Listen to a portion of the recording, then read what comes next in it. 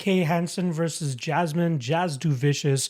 We got -260 on Kay Hansen and +210 the return on the Canadian debutante, Jasudavicius. Now, Jasmine obviously won her Contender Series fight where she was able to get a decision victory over Polastri, I believe her name was, but she showcased a full bag of tricks in terms of her MMA game, from takedowns to striking, and it seemed like she was slowing down ever so slightly in that second round, but luckily she was able to get that second win in the third round and able to ground the fight and do some good damage from on top, as well as doing whatever she needed to do optically to ensure the victory that night. But she did really start to let it go near the ending of that third round to really put a stamp on that fight and get that contract for herself. So congratulations to her. I'm obviously very quite familiar with her, considering the fact that she's from the Southern Ontario region up here in Canada, and she's been one of the more talked about prospects over the last couple of years.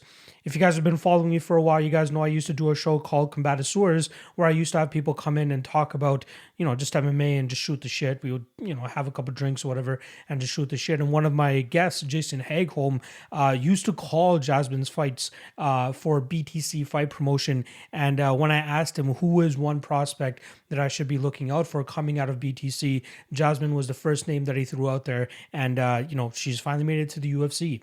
Since that time, though, she did lose a fight at CFFC to Elise Reed, who's now in the UFC as well.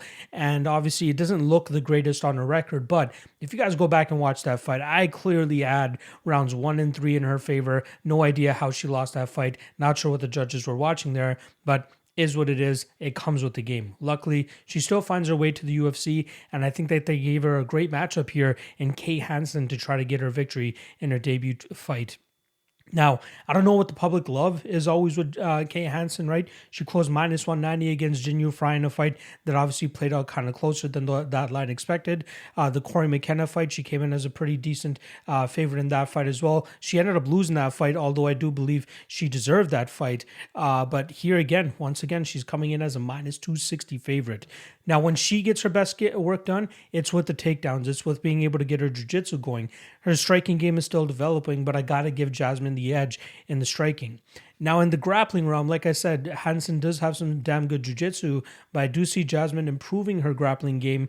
And, I know those guys down there at Niagara Top Team, they have a star-studded room of wrestlers and grapplers themselves, and I feel like they'll get Jasmine ready to go in terms of whatever Hansen's going to be bringing to the table in this fight. Add in the fact that we got a 5-inch height and reach advantage in favor of Jasudavicius. I think that Kay Hansen will struggle in this fight, right? She's been out of the cage for about 14 months dealing with undisclosed things. I don't know what's been going on behind the scenes, but that's a long time to be outside of the cage and now come in against Jasmine, who's about 31 or 32 years old. She is a woman, and Kay Hansen still around that 22, 23-year-old mark. She's still really crafting her way into her MMA game. Now, she does have a little bit more experience inside the MMA cage, but I do think that Jasmine's background will allow her to make up for the lack of MMA experience she has in comparison to what Kay Hansen brings to the table here.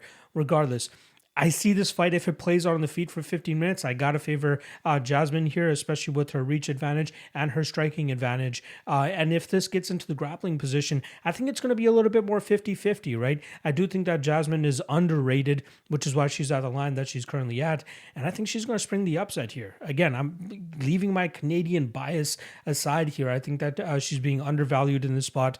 There's the whole Fade Contender Series narrative going around as well, but I don't think that this is one of those spots that you want to be fading the Contender Series spot. So I'm going to be going with Jasudavicius, and I think she wins this fight via decision.